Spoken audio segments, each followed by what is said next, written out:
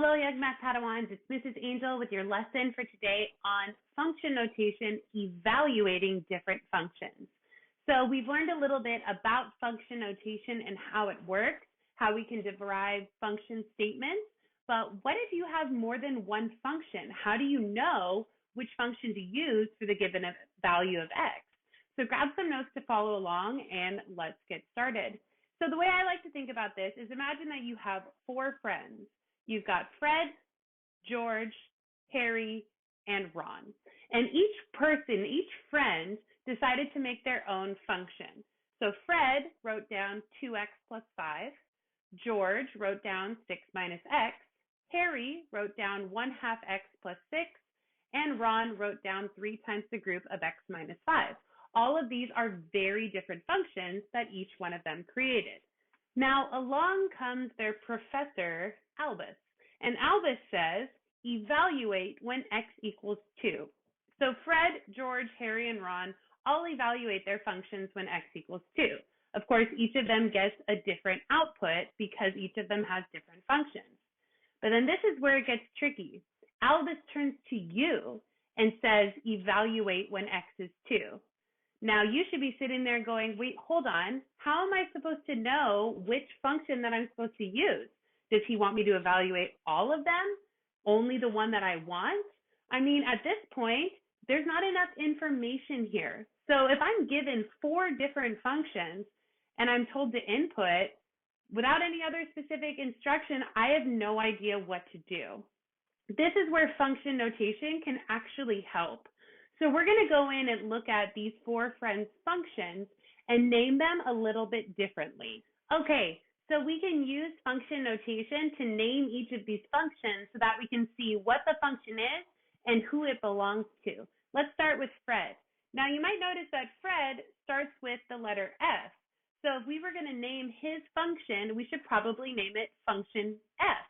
So the name of Fred's function is going to be f of x equals 2x plus 5. This basically means that, hey, this is Fred's function,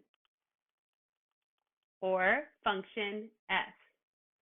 Now let's look at George. George's name starts with a g. So using function notation, we could call his function g of x. G of x equals, and then his function, 6 minus x. So this really means George's function, or function g. For Harry's function, since Harry starts with an h, we can call his h of x. H of x equals 1/2 x plus 6, and this h stands for Harry's function, or function h. And finally, since Ron's name starts with an r, we can call his r of x equals 3 times the group of x minus 5, and r stands for Ron's function, or r of x. So let's go back to our first example here. Now that each function has specifically been labeled, when Albus comes along and he wants you to evaluate, instead of saying evaluate when x equals 2, he would say something like evaluate g of 2. Now, what is this telling us? Well, first of all, because he gave us g of 2, he's asking us to use George's function. And because he didn't say g of x, he said g of 2, that basically means input x equals 2 into George's function. So now we know what we're supposed to do here. We want to evaluate George's function when x equals 2. So if I were to do that, g of 2 equals 6 minus 2. So g of 2 equals 4. So George's function has a value of 4 when x equals 2. This is the skill that we're going to work on in today's video and later on in today's practice. And it's essentially evaluating different functions that each have a different name. So continuing on with our practice today, you may have been given this worksheet, or you may have at least had access to it, and I would recommend pausing the video just to make sure that you have this out. So here are our 4 functions again. We have f of x, g of x, h of x, and r of x, Fred, George, Harry, and Ron. And the directions say to use the functions above to complete each function statement. And we're, of course, also going to show all of our work and our calculations. So we're going to go through the first 4 in this video. You'll go through the next 4 on your own. So looking at number 1, it says f of -3 equals blank. So that is an incomplete function statement. We need to figure it out. So this is giving us 2 pieces of information. One, because it is f of -3, this is telling us that we're going to be using Fred's function. And 2, inside of the parentheses, it has -3, which means we're going to be inputting -3 into Fred's function. So let's go ahead and set that up. The first thing that I like to do is write out the function that we're using. So here is Fred's function.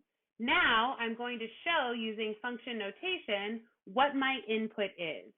So if I'm using Fred's function and I'm inputting -3, and I got that from right here, that means that I'm going to be evaluating 2 times -3 plus 5. Now I just have to simplify. So that's f of -3 equals 2 times -3 is -6 plus 5. So that's f of -3 equals -1. Now notice a few things here. I did maintain my function statement and my function notation throughout, and I did that for a reason, because I'm never losing track of the function I'm using and the input. The nice part is that what you end up with at the end is the completed function statement that you were asked to make. So when evaluating Fred's function f when x is -3, our output here is -1. All right, let's take a look at number 2. Number 2 reads h of 8. So that's giving me 2 pieces of information. One, I'm going to be using Harry's function h, and 2, I will be inputting x equals 8 into that function. So let's go ahead and do that. So the first thing I'm going to do is write out Harry's function. Now I'm going to see that we are inputting 8 in for x. So I'm going to write that out using function notation. H of 8 equals 1/2 times 8 plus 6. Now that my input is there, I'm going to simplify to find my output. H of 8 equals 4 plus 6. H of 8 equals 10. So maintaining my function notation throughout, I now have a completed function statement. Harry's function, when x was 8, had an output of 10. On to number 3, g of -1. 2 pieces of information here. We're going to use George's function, and we're going to input x equals -1. So let's go ahead and do that. Okay, so first thing I'm going to do is write out George's function, g of x equals 6 minus x. Now we're going to input -1 for x. So g of -1 equals 6 minus -1. And now I can simplify. I know that subtracting a negative is equivalent to adding a positive, so I'm going to rewrite this as g of -1 equals 6 plus 1, and g of -1 equals 7. So I've maintained my function notation throughout, which means that my final statement is the function statement that I was given at the beginning. G of -1, function g, when x is -1, has an output of 7. Okay, last example here, r of 6. So again, this is giving me 2 important pieces of information. One, because it is r, we're going to be using Ron's function, and my input that I'll be using here is x equals 6. So let's complete this one together. All right, so first thing we're going to do is write out Ron's function. R of x equals 3 times the group of x minus 5. Now we're going to input our given value here, r of 6. So I'm going to write this out, r of when x is 6 equals 3 times 6 minus 5. And simplify. R of 6 equals 3 times 1.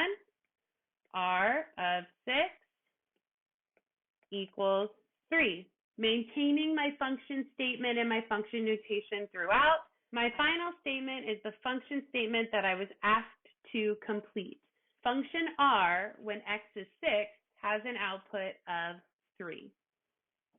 So now it's up to you to finish problems 5, 6, 7, and 8. Remember, you're always given 2 pieces of information, the function name that you're using and its given input.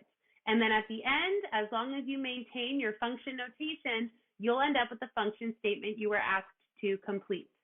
That's it for today's lesson. I will see you next time.